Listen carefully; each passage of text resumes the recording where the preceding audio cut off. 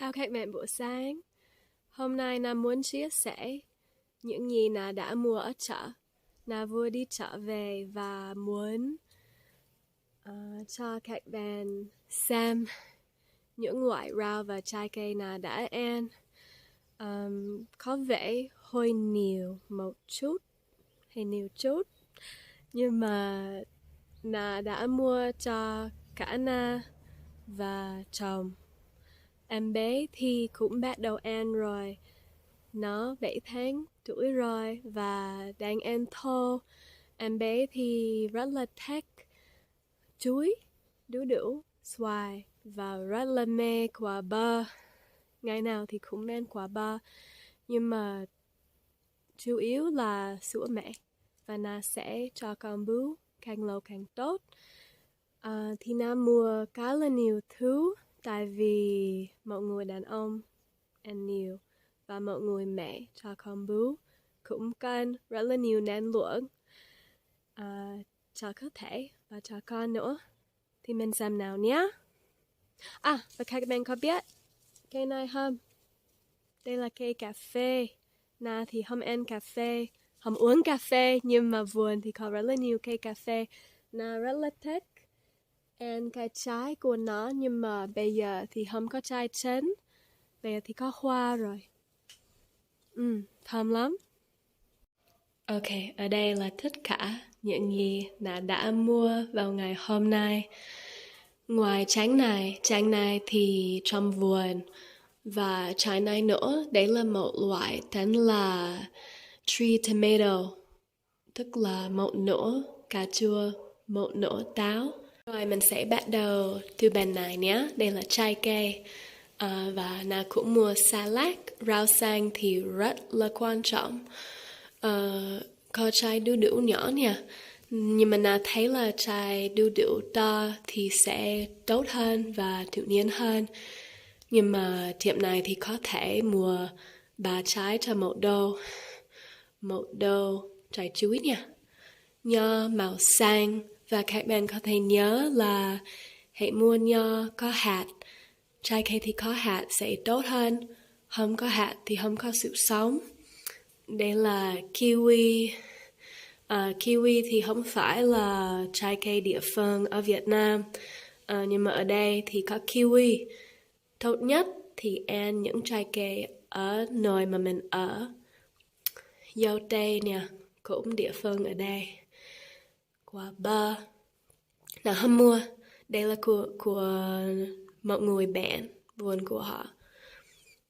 Thanh long màu vàng. Các bạn có bao giờ ăn thanh long màu vàng không?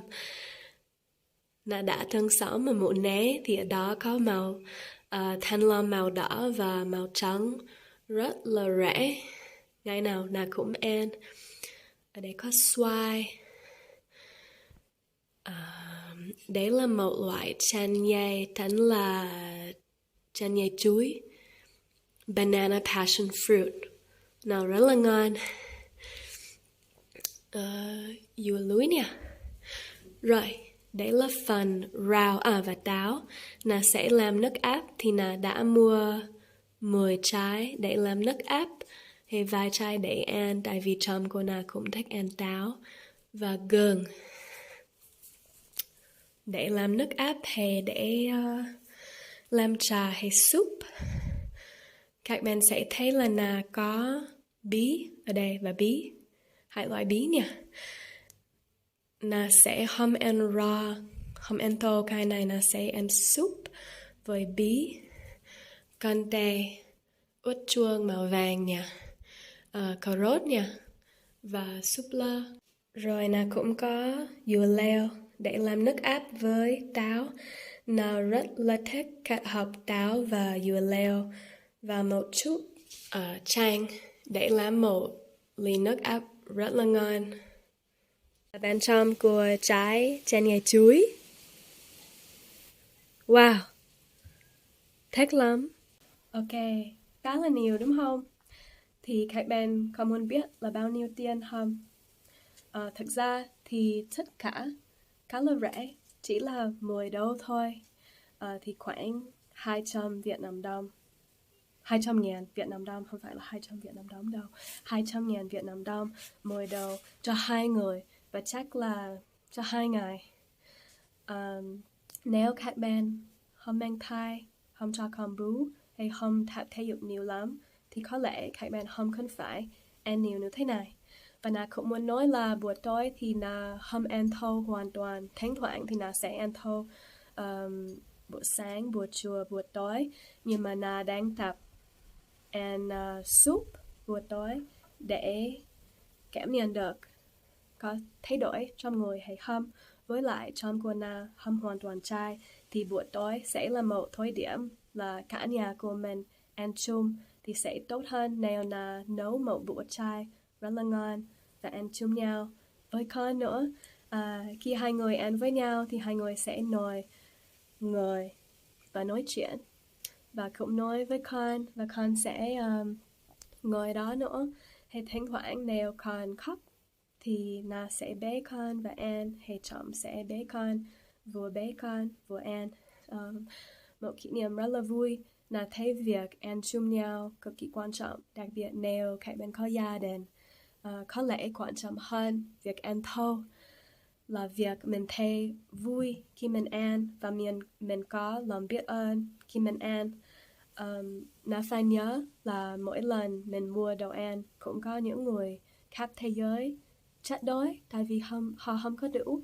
Có rất là nhiều người thì không có lựa chọn, họ chỉ ăn những gì họ có.